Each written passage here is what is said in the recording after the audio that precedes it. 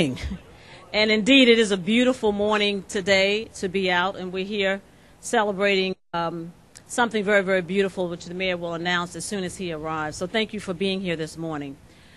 This is the mayor's bi-weekly City Hall press briefing. Although we're not in City Hall, we are in what I'm calling the neighborhood City Hall. So welcome to Neighborhood City Hall. This month is a very, very important month in Washington, D.C. There are many activities and events that we're celebrating for the month of October. October, as many of you know, is Breast Cancer Awareness Month. And today the district joins a number of other federal and local community organizations to support and recognize October as Breast Cancer Awareness Month. This might help explain why some of you are wearing pink today or should be wearing pink today. And I'm sure you have pink in your heart. So we are noticeably, most of us know about the Susan G. Komen 3-day Walk for the Cure event. And there are a number of other events that are happening this month. But this month is especially important to those survivors who have overcome breast cancer with the help of modern medicine, support from their families, and important clinical research. However, despite the many medical modern advances in detecting, diagnosing, and treating cancer, there's still much more work that needs to be done. Dr. Actor, who is here, our health director, will you stand, Dr. Actor? And he'll be able to answer additional questions that you may have about this month. So we're asking you to remind your loved ones to get checked for breast cancer. Take your mothers to the doctors, take your daughters, take everybody that you know that you love to the doctors during this month so they can get examined for this particular disease that affects so many women in America and across the world. Also, October is National Disability Employment Awareness Month. And there are a number of activities that are happening this month to highlight national disability employment. And October the 19th through the 31st, we are having what we call mentoring days. And that is an important way to introduce high school and college students with disabilities to companies within the community and in the district government for those who may be seeking possible employment opportunities. So the Office of Disability Rights has planned quite a few events, and we're asking you to support that as well. The Mayor's Annual Disability Awareness Expo is next Saturday, October the 8th, from 10 to 3 p.m. at the Martin Luther King Library. So that's going to be a fun event. Several members from the Washington Wizards will be there. There will be a wheelchair sports team demonstration, health screening, American Sign Language, and a number of things. They're even going to have bingo. So they want you to come out and support that event at Martin Luther King Library on Saturday, August the 8th from 10 to 3. This month is also College Awareness Month. How many people knew that? Well, Herb Tillery is here. Stand up, Herb. And his crew is here. And this is College Awareness Month, and Mayor Vincent C. Gray has proclaimed October 2011 as College Awareness Month. And today, Wednesday, is College Awareness Day. The goal of College Awareness Month are to increase the awareness of student opportunities they can obtain from getting a college education. There are a number of events planned all month. Is that right, Herb Tillery? There is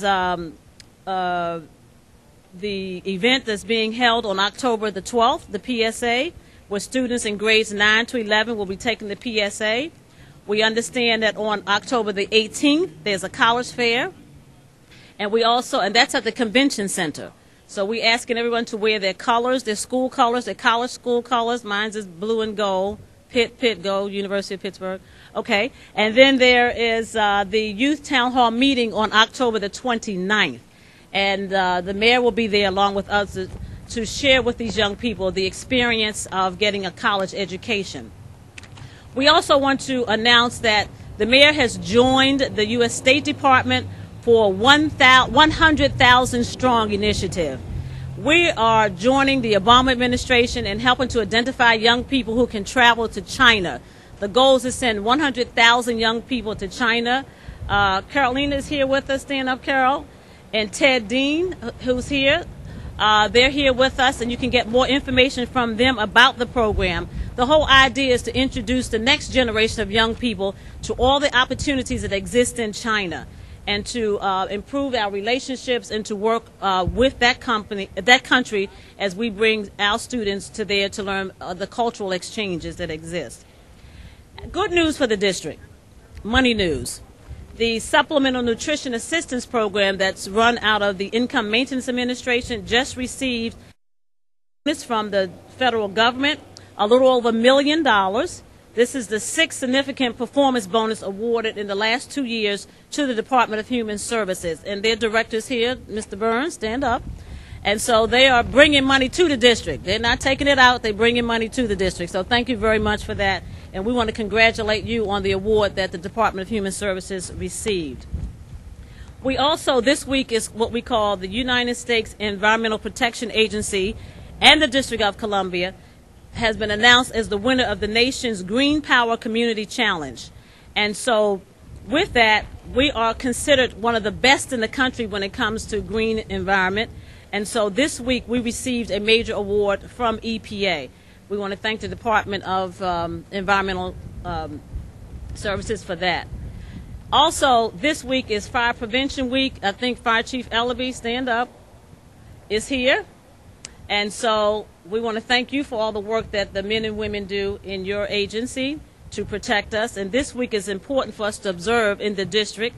It's Fire EMS Week, and we like to thank Fire Chief Ellaby and all that he's doing there, and ask that you come out on this Saturday to the Deanwood Recreation Center in Northeast.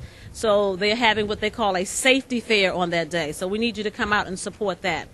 And most importantly, we want to announce that on next week, the District of Columbia is very much involved with the Martin Luther King dedication. So on next Saturday, we ask you to join Mayor Gray, other city officials, Dick Gregory, and other celebrities who will be on Freedom Plaza at 9:30 to heighten the awareness of full democracy in the District of Columbia.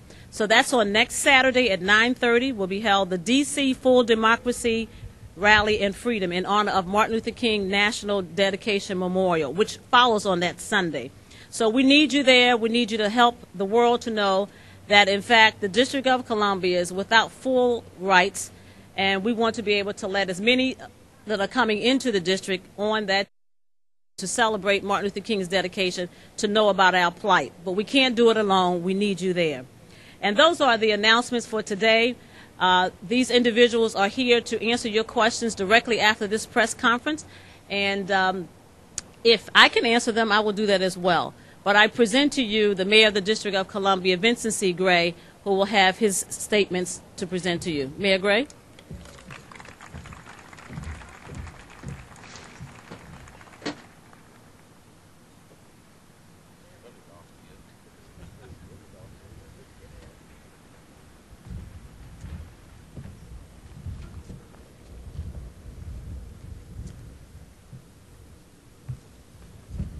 Good morning.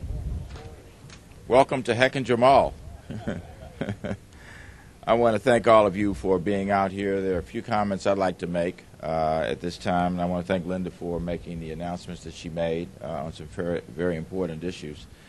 Let me start with the Heller case. I want to take a moment to acknowledge the decision yesterday at the D.C. Circuit Court, which affirmed the district's position in the Heller case.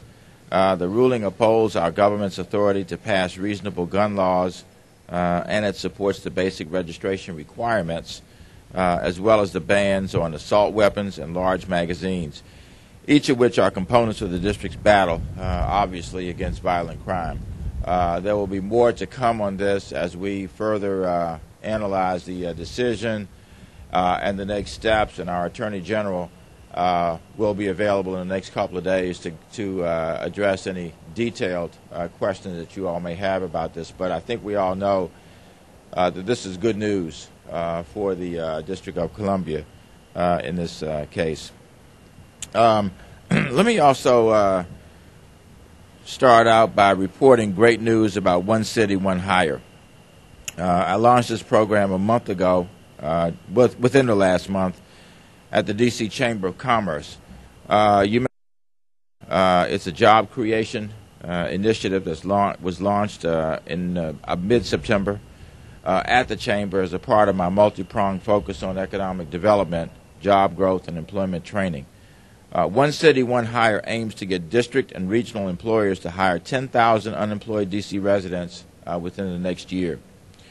So today, I'm pleased to stand here at Hechinger Mall outside the first ever Ross Dress for Less store in the District of Columbia.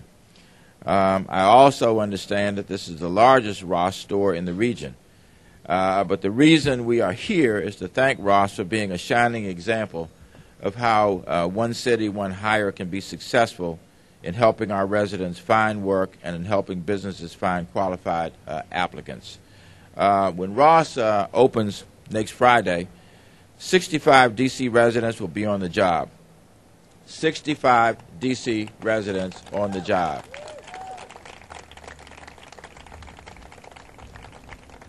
Let me say that 65 more times. 65 D.C. residents on the job. Before this opportunity became available, 40 of the 65 new employees were unemployed. And none of this would have happened without Ross's partnership with the Department of Employment Services and our One City, One Hire program. I've also learned that 5 of the 6 managers are District of Columbia residents. All told, 92% of the entire Ross staff is district residents. And that, I believe, is something to celebrate. And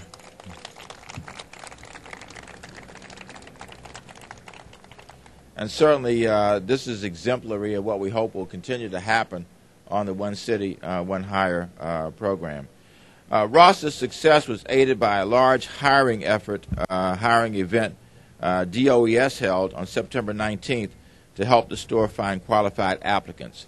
This is exciting news as we work hard to put a dent in the 11% unemployment rate citywide and double-digit unemployment east of the river, which now stands at almost 18% in Ward 7, 26% in Ward 8, with the national rate being 9% in the District of Columbia in the neighborhood of 11%.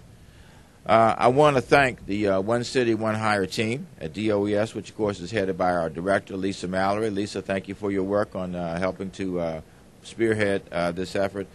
And I also want to congratulate the people at Ross. I think we have a couple of people from Ross who are here today. Patrick Longgood, the district manager, and Wanda Price, who is the store manager, who I understand is a proud Ballou High School graduate.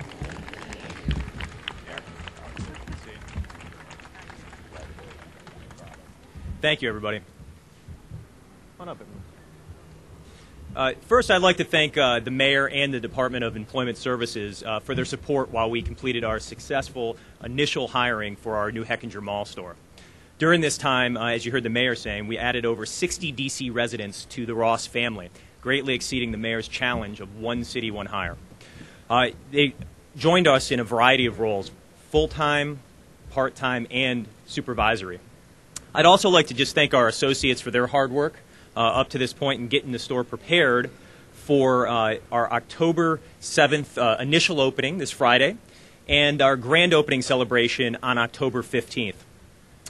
When we open, the D.C. shoppers will be able to save 20 to 60% off name brand merchandise that they'd find at specialty stores for far more. Thanks again. I expect to see everybody out at the grand opening. Thanks.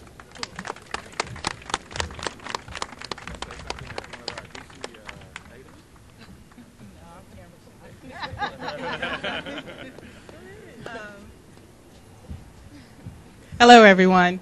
I'm very camera shy, so I just wanted to say, yes, I am a D.C. resident. I was born and raised in D.C.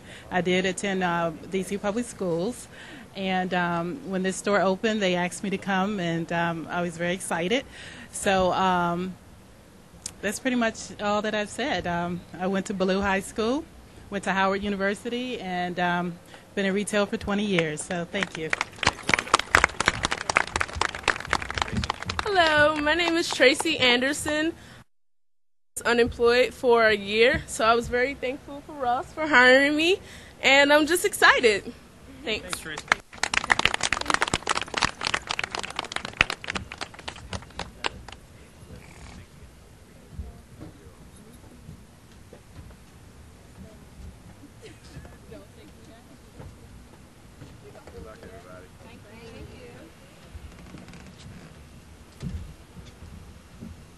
But another hand for Ross and what they're doing to put people back to work. Imagine, not every firm can hire 65 people. We understand that. But really, One City, One Hire was saying that if every business stepped up and hired one person, we would be easily have in sight our goal of 10,000 people being employed over the next year. And obviously we are well on our way towards meeting that goal. I also want to tell you about some additional plans around One City, One Hire. DOES is launching an internal pre-screening event with WMATA Metro to recruit D.C. residents, and this is a good example of working with someone we appointed. Tom Downs is my appointee to the Metro Board, and this is something we've worked closely with him on to try to make happen. The goal is to place 40 D.C. residents into full-time jobs as licensed bus drivers on a recurring basis. That means, frankly, I think there are about 30 opportunities a month that become available to people to become bus drivers. So you do the math on that, and you will see what the potential is. That would be probably, 300 to 350 bus drivers that could be placed each year, and DOES is working with them in order to be able to make that happen. More than 200 employers have already joined the One City, One Hire campaign to hire D.C. residents, and the list, of course, continues to grow. We've connected with 70 D.C. residents with jobs, and we have another 170 that are expected soon, which would obviously put us at about 340 at that stage. One City, One Hire is also working to place D.C. residents into holiday seasonal jobs with a transition plan to move them into permanent jobs. Needless to say, I'm extremely excited by the support of the many employers who've committed to partnering with us to urgently address the high unemployment situation here in the city. Let me just make a pitch once again for the Congress moving forward with the President's Jobs Bill. It's interesting, places yesterday where we saw the impact of stimulus dollars, including over at the Southwest Library, where there's been a makeover there using stimulus dollars in order to be able to make the library more aesthetically pleasing, a place where our children and adults will feel good about going. And the President's new jobs stimulus bill is yet another opportunity to create jobs for people in this nation, and certainly here in the District of Columbia. Employers who want to learn more about how they can do more to help our residents find themselves in terms of employment, just like Ross Dress for Less has done, can go to the website onecityoneHire.org for more information. Let me turn to one other area of job creation and economic development. I'm talking about training and preparing our residents to compete for good-paying jobs.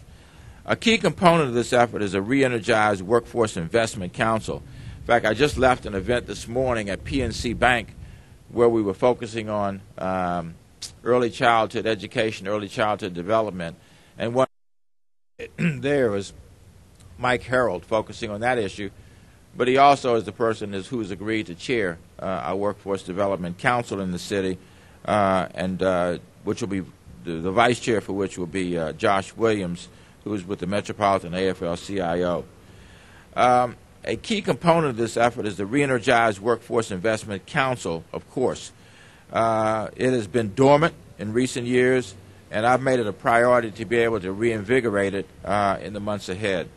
In July, I issued an order to jumpstart the Workforce Investment Council. Among other steps, I allocated specific slots on the Workforce Investment Council to represent key sectors for job growth: the federal government, retail, hospitality, and construction.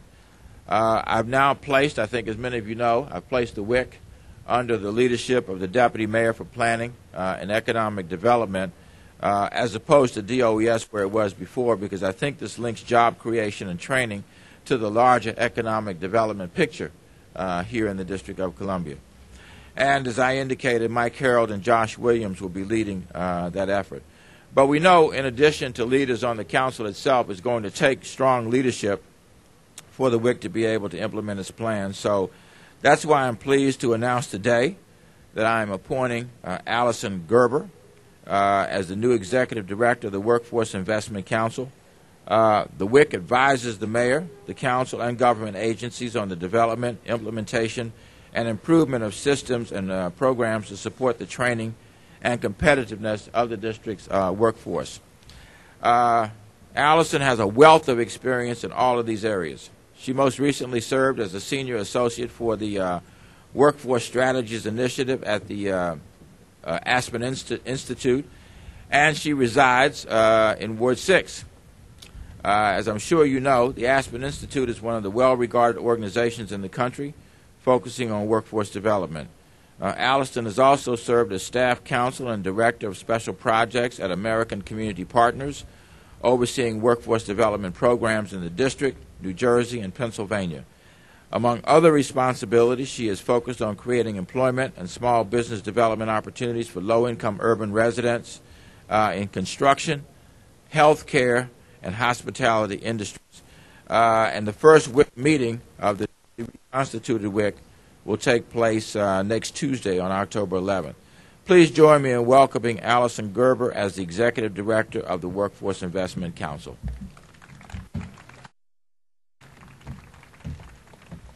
Thank you. It's a great honor. I'm really excited about having the opportunity to use all of that I've learned in my professional career to date to really help the residents of the district find and connect to jobs and to grow in their career pathways. As the mayor said, I'm a Ward 6 resident. I've lived here for 10 years, and it's very exciting to me to have that opportunity. And I'm very excited to work with Mike Harold and with Joss Williams. I know that they will be great leaders for this board as chair and co-chair. Thank you.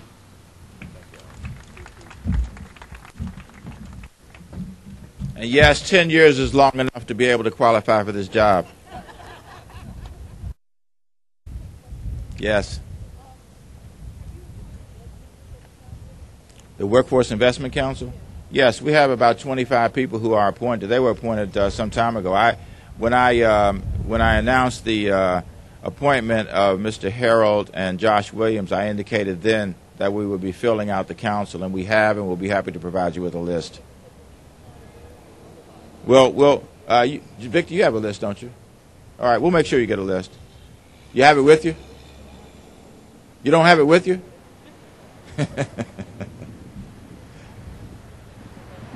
Further?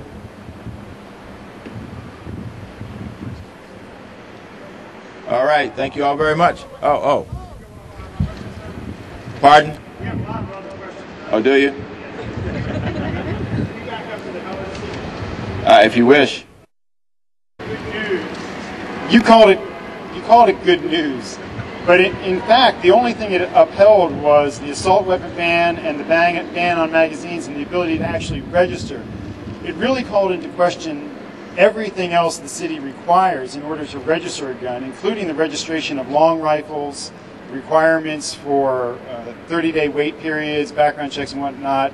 Can you tell us how you feel about that? And how didn't it remand those issues to the district court, Mark? It did, but it could have. But they also could have said that we didn't have the right to do that, and they did not say that. But it vacated the lower court's decision on this. So I mean, you're back before a federal judge trying to justify these restrictions. I'm just wondering if you could. Well, I think it's back. Some issues are back before the district, court. And others, were affirmed at the appellate level. Again, I will look forward to Attorney General Nathan going into more detail, but as affirming our rights to do certain things like gun registration, and then leaving open the question to the lower court to decide some of these other issues. Sam, Mayor, I've been looking. I got a mic too now. Okay. Mayor, I've been looking at these stories in the Washington Post about grass cutting contracts. I'm just interested in what you have to say. I really haven't heard your side of the story. The grass cutting contracts. Yes. Yeah. I will say this, Sam, that this goes back months. You attend those mayor council breakfasts, don't you? Generally not. Oh, you don't? Well, some of your colleagues do. And the issue was raised there about having a grass cutting contract going to a Baltimore firm. And several months ago, I said that we would rebid the contract. We did not exercise the option. All that we are trying to do here, all I am trying to do is, one, to be able to get a fair price for the people of the District of Columbia and to be able to make these opportunities available to companies in the District of Columbia. Man, we have an unemployment level that is unprecedented in the city.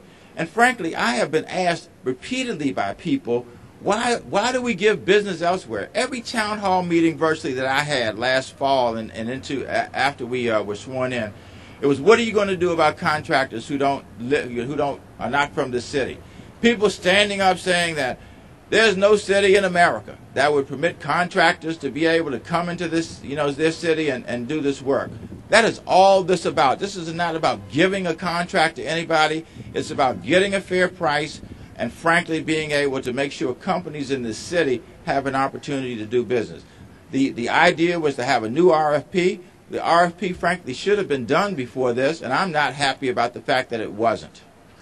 Why would a Baltimore company be able to offer these services for much less? I have no idea. I wasn't involved in the decision to do that. I have no idea. And that's one of the things that we want to learn more about. But you know what? You could ask them that. I don't know.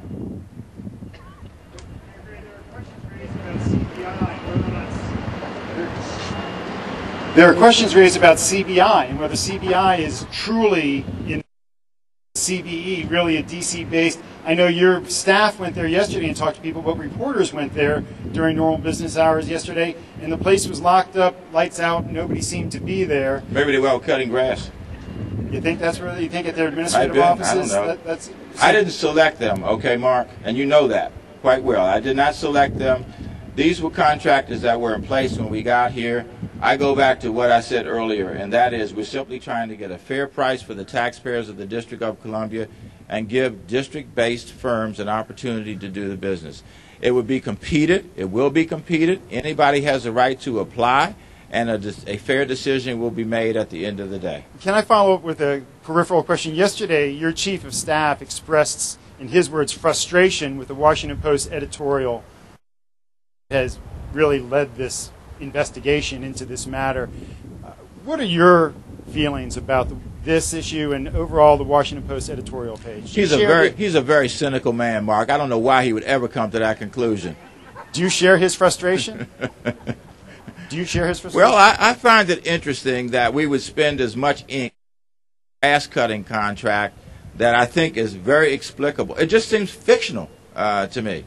And we've explained it. I will continue to explain it. This is not a new issue. It came up months ago. I think every council member on the Council of the District of Columbia is aware of it. They railed against a Baltimore company being able to come in and get the business in the District of Columbia like this, wanted to know why. There were even council members who said, we're not going to approve this thing again if it comes before the Council of the District of Columbia. That's why I'm so disappointed that the RFP is not completed and out so we could recompete this thing. I wonder why they spend as much time and ink as they do as well. We could fill up a scrapbook at this point if it were a scrapbook that we wanted to put them in. Ms. Brazil? With the new fiscal year starting October 1, your administration is supposed to be rolling out a new Department of General Services. With the fiscal year starting October 1, your administration was supposed to be rolling out a new D.C. government entity, the Department of General Services. The hearing on it was supposed to take place last Wednesday before the council. It has now been rescheduled to next week. Can you share with us some information as regards who's going to be running this department, where it's going to be sited, what Mr. Liu's role is going to be? There's been virtually nothing out there available as regards what's happening to this new Department of General Services, and virtually all capital projects and the district's real estate is going to be rolled in a monster agency. Well, again, there is an implementation plan that has been developed. I don't know how widely it's been circulated, Ms. Brazil, but there is an implementation plan, and City Administrator Liu will talk about that at the hearing. He was prepared to talk about that at the hearing that was to take place, I think, was it, I don't know, last week, and then it was rescheduled to another date, then it was scheduled to the 11th. So he will be there with the entire team. There will be an acting director in place, and it will not be Mr. Liu. Mr. Liu is the city administrator. There will be an acting director. And we have said all along that this is a complicated transition. There is a transition and implementation plan, and we know it will take months to have a full transition into the new DGS. Go back and look at the federal level at the Department of Homeland Security and how long it took to fully transition all the elements into that very large department. We do believe, we fervently believe, that the city will save money, will create a more efficient, competitive process over time, because all of these construction projects then will be competed through the same mechanism. As you know, the Budget Support Act required Mr. Liu and your administration to send the implementation plan to the council by September 1 of this year. It has come to the council, but it is a document that's 4.5 inches thick. Now, you and I know that when a document is that large, the intent is not to have anyone really read it. No, you and I don't know that. That may be what you know. Have you read it? No, I have not. But to allege that you and I agree that a 4.5 inch thick document is designed to engage in obfuscation, that may be your feelings. They are not mine. Anybody else? Good morning. Good morning. Speaking of employment, Chief Lanier's contract is coming up. Have you spoken to her about her contract, whether you want her to stay on? I've been quite clear about what I think about Chief Lanier's performance. I think she's extraordinary. I think she's perhaps the best chief, police chief in America. I really enjoy working with her. I think we have an extraordinary public safety team, and I look forward to Chief Lanier continuing to be a part of our public safety team. Have you talked to her about it? Are you guys in negotiations? Deputy Mayor Quander has had those discussions with her. Whether they've gotten down to much detail at this stage, I don't know. But I thought your question was my feelings about Chief Lanier, and hopefully that answers your question. Well, a little bit of both. I'm wondering. I know what you think about her, and what a lot of people. I would like for her to stay, if that's your question. Thank you, sir. Okay. Mark, is anybody else other than Mark Seagraves that has a question? I guess not. It's just such a beautiful day outside. I'm going to keep this out here as long as I can. We should do this outside all the time. I'd like to ask about your... You didn't answer my question, sir. I've learned my lesson about answering your questions. I'm wondering about your nomination of the Public Service Commission. There has been some questions raised as to whether or not she would have a conflict of interest because of her previous job as People's Counsel, and PEPCO has even raised this issue that they're concerned that she would have a conflict of interest on dozens of pending cases before the Public Service Commission. Have council members come to you privately and asked you to withdraw her? Are you considering? Nobody's asked you that? No, nobody's asked that, nor am I considering doing that. You're confident that if she's confirmed, you're not concerned about a possible conflict of interest that would require her to recuse herself? We like, PEPCO has done this extensive, I guess, review, and they have their point of view, and we have ours. On cases, on cases in which she may have been involved and would need to recuse herself, I'm sure she's prepared to do that. I would say that, first of all, nobody questions the qualifications of Betty Noel, including what I read as a quote from PEPCO saying that she's eminently qualified. She obviously has been a consumer advocate, and I think that would add a dimension to the Public Service Commission that would really be beneficial to the people of the District of Columbia. If you go back, and you probably have, and look at the way they do cases at the Public Service Commission, if there are cases that are similar, they just kind of leave the case open and keep adding a new issue to that, which is an odd way of doing business. I think the Public Service Commission needs to look at, what if it's an issue that's similar to the past, deal with it still as an individual issue, close that out, and then go on to the next issue. And frankly, if that had been done before and would be done in the future, I don't even think we would be having this discussion.